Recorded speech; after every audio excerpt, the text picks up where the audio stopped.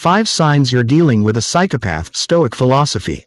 There is a kind of person who walks into your life wearing the face of a friend, a lover, a mentor, and leaves with something you can never get back.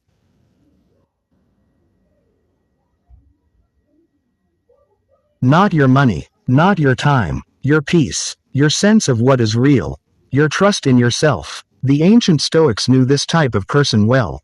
They didn't call them psychopaths. That word came later, but they described them with chilling precision. Epictetus, Marcus Aurelius, Seneca. These men wrote about the wolves dressed in reason, the flatterers who smile while they hollow you out. Today, modern psychology has a name for what the Stoics observed thousands of years ago.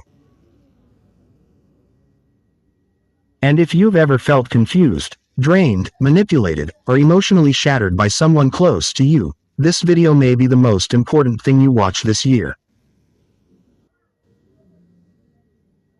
We are not here to demonize anyone. We are here to protect you. Because the Stoics taught us one unbreakable truth: you cannot build a good life if you do not first learn to see clearly. And seeing clearly means recognizing who belongs in your inner circle, and who must never be allowed past your front door. So stay with us, because by the time this is over, you will never look at these 5 signs the same way again.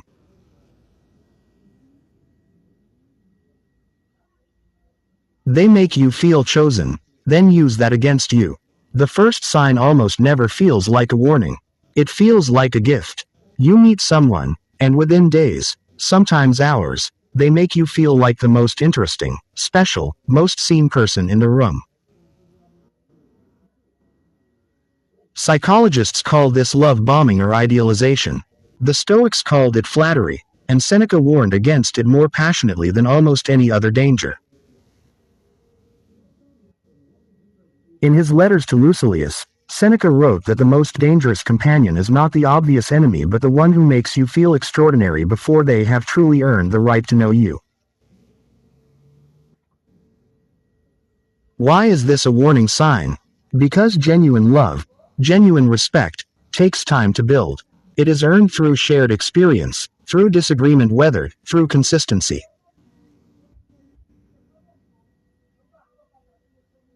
When someone makes you feel chosen too fast, something underneath that warmth deserves your scrutiny. The psychopathic personality is masterful at identifying what you are hungry for: validation, belonging, admiration, and feeding it to you in overwhelming doses. It is not kindness, it is reconnaissance. They are learning what you need so they can use it as leverage later. Marcus Aurelius wrote in his Meditations, "Confine yourself to the present." This is the antidote. When you are grounded in the present, you notice that this person's extraordinary attention has no foundation. It floats, and anything that floats this high, this fast, eventually crashes. They never accept blame. The world is always against them. Every single story they tell has one thing in common: they are never the villain. They are never even partly responsible. Every relationship they left, the other person was crazy. Every job they lost, the boss was threatened by them. Every friendship that ended, the friend was jealous. If you listen carefully to the way a psychopath narrates their own life, you will hear a story where they are always the hero or always the victim, and never, not once, the one who got it wrong.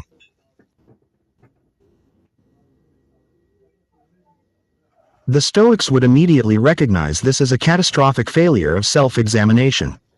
Epictetus, who began his life as a slave and rose to become one of the most respected philosophers in Rome, taught that the only domain we truly control is our own judgments and choices.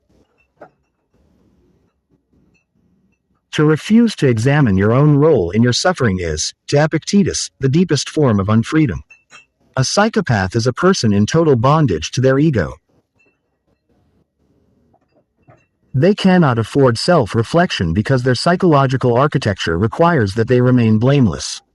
The moment they admit fault, the whole performance collapses. So they will rewrite history without blinking. They will make you question your own memory. They will shift the story so smoothly that you walk away wondering if you were the problem all along. Pay attention to patterns, not performances. Because a person who never takes responsibility will eventually make you responsible for everything. They are allergic to your boundaries. You will notice something interesting when you first try to set a limit with this kind of person. They don't argue with your boundary loudly, at least not at first. They negotiate it, they soften it, they make you feel unreasonable for having it. I just thought we were closer than that. You're so sensitive. I was only joking. Can't you take a joke? And slowly, without a single dramatic confrontation, your boundary dissolves.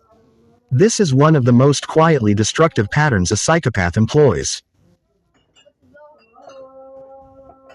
The Stoic philosopher Marcus Aurelius drew a clear distinction between what is up to us and what is not. Our values, our choices, our character, these belong to us alone.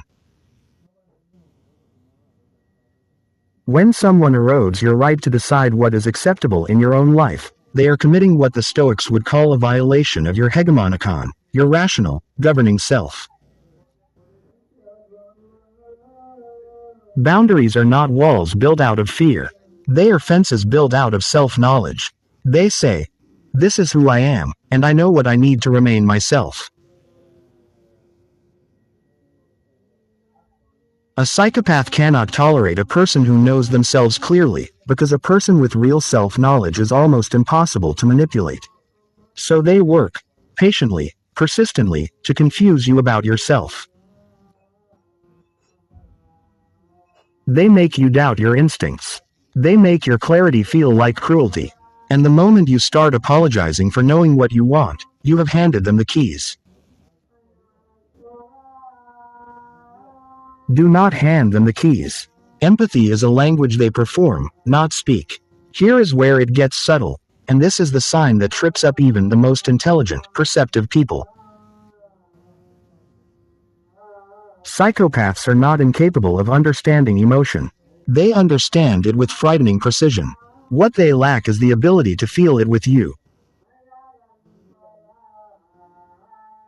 They can look at your pain and instantly calculate what to say. They can produce tears on cue. They can hold your hand and look deeply into your eyes and say exactly what your aching heart needed to hear, and feel nothing while they do it. This is what researchers call cognitive empathy without effective empathy. They understand the map of your emotions, but they have never lived in that territory. Epictetus taught that the foundation of all genuine human connection is shared vulnerability, the recognition that we are all fragile, all mortal, all stumbling together through a world that does not owe us ease.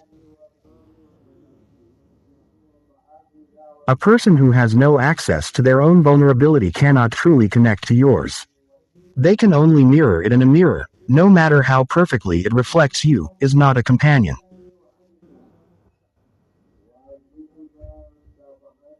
What you are experiencing with them is not intimacy. It is a masterful simulation. And the way you detect the simulation, over time, is that their empathy is always most available when it serves them, and vanishes the moment you need it without offering anything in return. Real empathy costs something. Theirs costs nothing, because it is not real. You leave every interaction feeling smaller than when you arrived. This is the sign that lives in the body before it reaches the mind.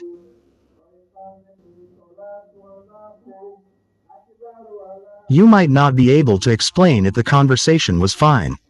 They didn't say anything overtly cruel. There was no argument. And yet, you hang up the phone, or you walk away from coffee, or you close the car door, and something in your chest has shrunk. You feel vaguely ashamed of something you can't name.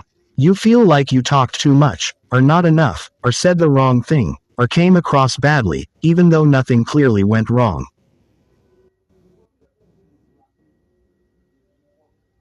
This is not your anxiety talking. This is your nervous system telling you the truth.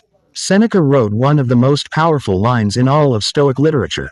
Withdraw into yourself as much as you can with those who will make you better, and admit those who you can make better. When he described the ideal friendship, he described it as one where both people leave enlarged, more alive, more clear, more themselves. A psychopath cannot give you that. Every interaction chips away at your sense of self, because their entire psychological strategy depends on you being slightly off balance, slightly unsure, slightly in need of their approval.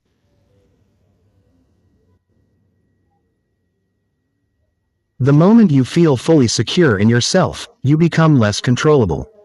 And they cannot afford that. So they keep you just uncertain enough, through subtle jabs, through strategic silence, through unpredictable warmth and coldness, to remain necessary. Notice how you feel when you walk away. The body does not lie. What Stoicism teaches us about protecting our inner world. Now that you can see the 5 signs clearly, the Stoics have something urgent to say about what comes next. Because recognizing the danger is only the first step. The deeper work, the Stoic work, is understanding why we are vulnerable to these people in the first place, and what we must build inside ourselves to never be hollowed out again. Marcus Aurelius returned again and again in his meditations to a single question: what is within my power? Not the behavior of others. Not whether someone chooses to be truthful or kind. Not whether the people around us are who they claim to be. What is within our power is our own perception, our own judgment, and our own choices. This is not passivity. This is the deepest form of strength. Because a person who is anchored to their own values, who knows what they believe and why, who has done the slow work of self-examination, that person is genuinely difficult to manipulate. Not impossible, but difficult. The Stoics were not naive. They knew that even the wisest person could be deceived. What they insisted on was this: when you discover you have been deceived, do not collapse. Do not become bitter. Do not allow one encounter with darkness to convince you that all light is false. Instead, return to yourself. Strengthen your inner citadel.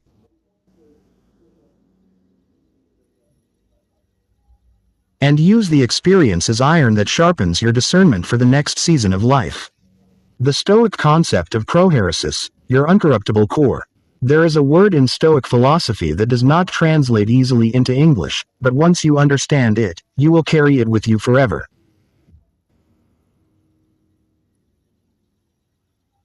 The word is prohairesis. Epictetus placed this concept at the absolute center of his philosophy. Prohairesis refers to the faculty of rational choice, the part of you that decides what you value, what you stand for, what you will and will not accept. It is the uncorruptible core, and Epictetus made an extraordinary claim: no one can touch it without your permission. A psychopath can take your time. They can take your energy, your trust, your emotional resources. In extreme cases, they can take years of your life. But they cannot take your prohairesis unless you surrender it. This is not victim blaming, not even close.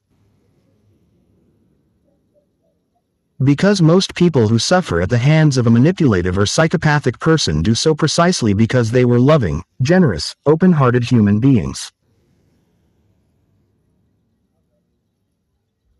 Those are not weaknesses. Those are sacred qualities. The Stoics never asked you to stop loving.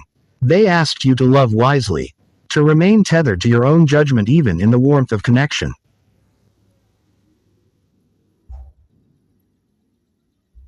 To never give someone else the authority to define your reality. Because when you hold your prohairesis intact, when you know yourself and trust yourself, you can still love fully, still open yourself, still be moved by beauty and connection, while remaining impossible to truly destroy. Why good people stay, and what Stoicism says about leaving. One of the most painful questions people carry after recognizing a psychopath in their life is this: why didn't I leave sooner? And the Stoics, with their characteristic compassion beneath the philosophy, would answer, because you are a human being. Because you loved someone who seemed real. Because leaving a person, even a harmful one, requires you to grieve the version of them you believed in. That grief is not weakness. It is evidence of your humanity. Epictetus wrote that we suffer not from events themselves but from our judgments about events. When we love someone, we form a judgment. This person is good, this person is safe, this person sees me. Dismantling that judgment is painful not because we are foolish, but because we invested something true and sacred into it. The Stoic path forward is not to harden yourself against love. It is to correct the judgment with clarity rather than shame. To say, I loved based on the information I had. That information turned out to be false. My love was real. Their performance was not, and now I choose differently, not because I am broken, but because I am learning. Seneca wrote that every ending contains the seeds of a more honest beginning. Leaving a psychopath, though it often feels like destruction, is, in the Stoic view, an act of profound self-respect. It is the moment you choose your own prohairesis over the comfort of a familiar lie. Building the Stoic shield, practical wisdom for real life. Philosophy without practice is just poetry. And the Stoics were not poets, they were practitioners. So what does Stoic wisdom actually look like as a daily shield against this kind of person? It begins with self-knowledge. Socrates said know thyself, and the Stoics built their entire system on that foundation. When you know yourself deeply, your values, your wounds, your needs, your limits, you are far less likely to be seduced by someone who manufactures exactly what you are hungry for.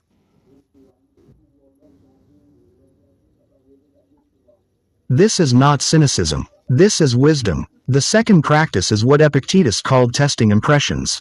Before you act on a strong feeling, before you surrender to someone's flattery, before you dismiss your discomfort about someone's behavior, pause.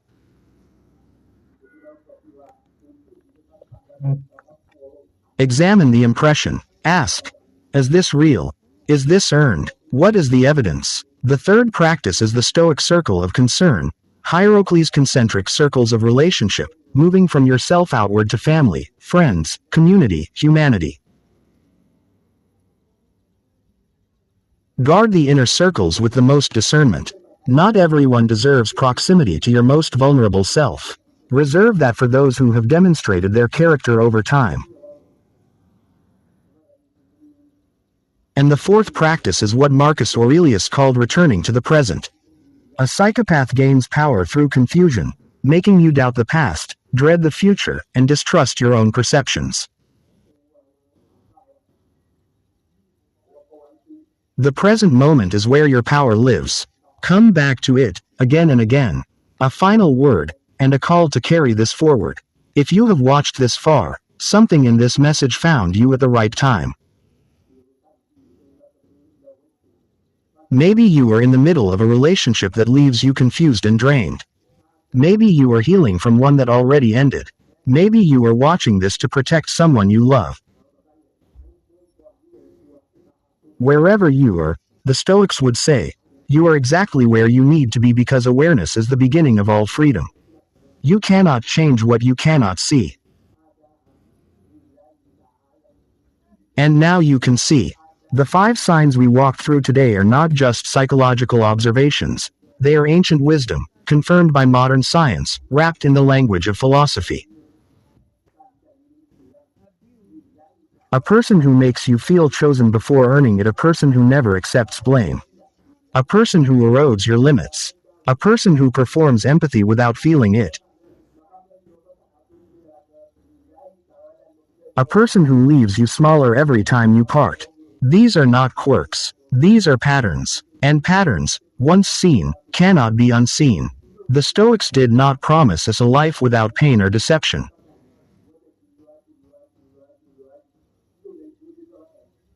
They promised us something better, a self that can withstand both. A self that knows its own worth. A self that can love without losing its center. A self that can face the darkness in another person and come back to the light, intact, wiser, and more alive than before.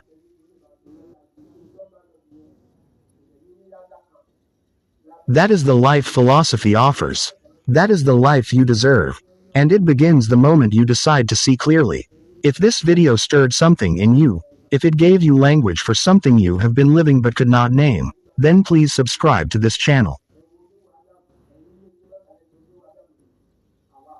Every week, we go deeper into the wisdom of the ancient Stoics and what it means to live with courage, clarity, and integrity in the modern world.